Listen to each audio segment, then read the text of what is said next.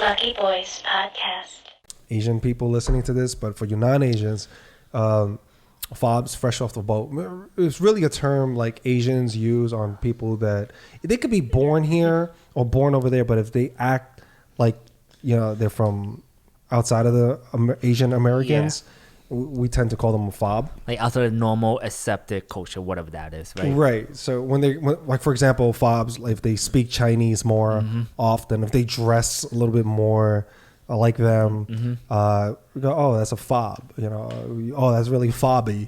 A term that we use. So, I feel like fobs are really unorthodox. Dude, when playing basketball with them was one of the worst. It was really strange. You just didn't know what to expect, right? So, first of all, fobs, their reflexes I feel are quicker because they eat a lot less fat. Yeah, they're leaner. They're like move way more easier. healthier, right? And the agile. old school fobs. I don't know about new school fobs. So you new school fobs are listening, and they go, "Oh, that's not true." I'm talking about old school fobs. Yeah, old school fobs would fucking play basketball from fucking day to night. They play 10 hours without even tiring out. Only drinking water. The motherfuckers wouldn't even eat, yo.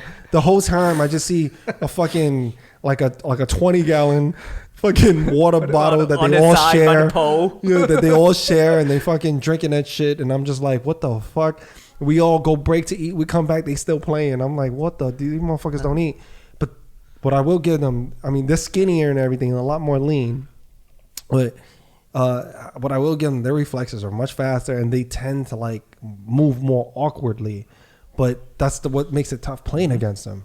You just don't know. You can't time it. You can't time shit versus a regular basketball player. So it's like erratic, like a heartbeat. It's like very, erratic heartbeat. That's so like there's no rhythm to it. Like if you're playing them for the first time, but once you see more of the habits, then you get it down. You kind of like figure it out. It's like when the Euro step was first introduced to the NBA, right? No one could guard it because what the hell? Yeah, it was so awkward. Yeah, you didn't know the footwork, but that's what I'm saying with most fobs I was playing against. It was like. And they would pass like forever. Like none of them want to take a shot. Like, bro, they tie you out with the passes. And they're like, no shot clock in street ball. But street ball, no shot clock in street ball. So you're just like, I don't. And I'm talking about take advantage of that. I'm talking about fobs that could play basketball though. They understood the game, but they just played it differently. I'm not talking about fobs that can't play, but I actually played with fobs that were really athletic and really knew how to play too. Had a passion for basketball. And it was just different. But once you figure them out, it's pretty easy. Once you figure out all their tendencies, their fears, their weaknesses, and where they don't like to go, you could kind of dictate their whole movement. And it's way easier because you can see how limited they are. Yeah. But when you don't know, it's just like, what the fuck? What the fuck? If you've never seen it, it's hard to play them. Yeah, it's hard to play them. But everyone has habits, tendencies. Once you figure out and you habits, and you share it with your teammates, like, yo, that person likes to do this. Yeah. Hey, that person likes to do this, and you're all sharing. Yeah. These little things on the team. Then you could totally. It's like after the fourth pass, they're definitely gonna shoot. Yeah, that type of thing. You see like where they like to line up and where they're uncomfortable on certain areas. You see the spots. Yeah, I miss basketball. Shit, man. Street ball specifically, right? Or I just don't care, man. I just like being on the court with people. But now in my older age, I don't even know, man. It's different out there playing ball now too. It's not the same. Like I don't even play games anymore. I just miss shooting around, like dribbling the ball, shooting it. I just miss it. Yeah, I just miss just that camaraderie that I had with my teammates and that competition. Just wanting to just take the other person's heart and then just doing moves on people and just seeing them there's a certain level of dopamine that you get when you cross the shit out of someone. There's another level of dopamine when you dunk on someone. And even when I was younger, before I was able to dunk, just clapping on someone. And that's when you do a layup and you just clap the backboard so damn hard. You slap the shit out of it. Yeah. It's like a layup, but it's like super extra. Yeah. And, super aggressive with it. Yeah, I would do louder the clap. I would do 180 claps on people and shit, or windmill claps. And, and it'll go. It was just stupid, man. But the satisfaction or the blocking the crap out like a volleyball spike. Man, it was just and it's extra level, especially if somebody is across from you talking so much crap and they don't expect you to be good at basketball. Oh my gosh. The level of satisfaction. I used to drive energy from seeing people get flustered playing. Like you gone in, they just don't know, and they're like, you take them out of the zone. They just get mad and and they just get flustered and don't know what to do. They get annoyed. I That's used the to drive thing. energy from it. Yeah, when they just didn't know what to do because you outworked them or you outsmart them. I miss that part. I miss a little bit of competition. But I also miss like you mentioned the camaraderie that basketball build. Like you could get 5 strangers on a court, but they play 3-4 games together. You almost instantly like you knew each other for a long time. You're almost like friends because it's just you're going. Not to take away from your actual thing, but you're like going through battle together in the game. Yeah, and that's what I love about team sports. Here's what I miss: like, it's being on a court and staying on a court. Yeah. Just owning it, man. Yep. Like it's your court, and they're trying to build all these different teams to knock you out the court. And you just stay on a court all day, baby. It's your court, and your confidence levels up. Like you got 3 straight wins, 5 straight wins, 10 straight wins, and you're on the court. Nobody can knock you guys out. And by like the 8th, 9th game, you're tired, but you just got to keep that streak going, man. And you got a good squad. And then like you guys know where you guys are gonna be on a court, and after you guys are dapping each other up, like oh my gosh, man, that was. And then next time you see each other on court, the next time on a different week, you're like same squad again. You don't even need to have a conversation with them. Those guys instantly become your brothers. Yeah, man. you just know. I miss that. Yeah, I mean, just having that streak and just owning that court, knowing it's yours. Yeah. Man, and you're the best court on that playground. You know what I mean? Yep. Like you're just that best court. You're the court to watch, and everyone's gathered. It's like a big crowd around the court, and everyone's oohing and ahhing, and there's girls there, and you're putting on a show for them. And man, the funniest thing is like man. you could play with 5 strangers, and you not know the game, not even know the names of the entire games that you're playing. You're just like. Yeah, and after that you're sore as fuck, but then you go eat with your friends and you hang out and do whatever, but you're sore and you're just like, but it's that. You just had this overwhelming feeling of happiness. And that's what I love about sports in general, especially team sports.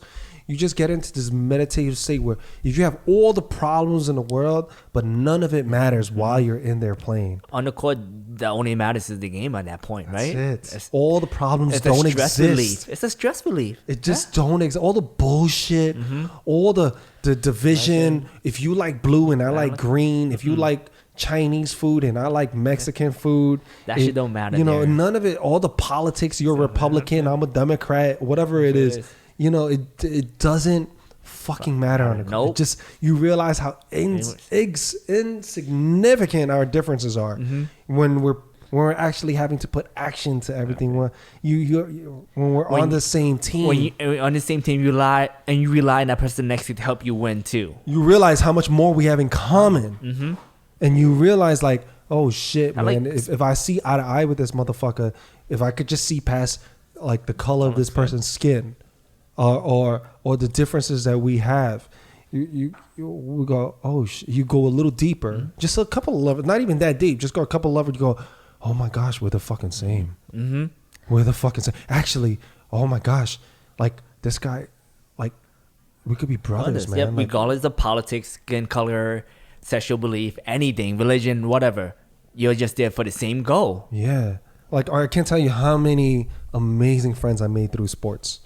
I mean, I would have never connected with them. A lot of people I would never talk to outside of sports. It's just, like, even remember when we played in the same league together? A whole slew of different personalities and backgrounds. For whatever differences we have, we respected it because of the court. Yep. You know what I mean? It kind of brought us back, like, that's my teammate.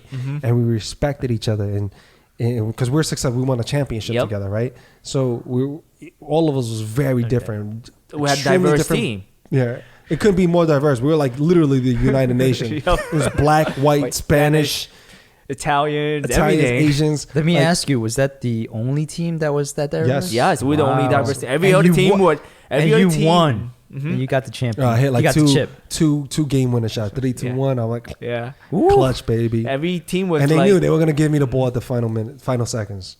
But it was all good, man. Like everybody played their role. We all knew Role what we were player. good Yeah, at. everyone's role Like players. like they knew I had the killer instinct. They knew I was clutch, right? And I say was because I haven't played in like a year and a half. So, but everyone had their role. People would be the rebounder. You got a person that was like the shooter, outside, the spot up, the point guard, the passer. We know who was the slasher, who was like we could rely on defense, everything. We knew everyone knew the roles, Right. And they accepted played it to accept it and play to the utmost of their ability for it. And for those of you listening, it's not like you don't even have to play at a high level to get this feeling, by the way. You just need to play and find other people that are at your level. Yeah, it's just same skill set. And playing, and you will get that feeling, man. It's just a weird thing that sports can do, even in combat fighting. There's this freedom of movement in your physical that nothing else can replace.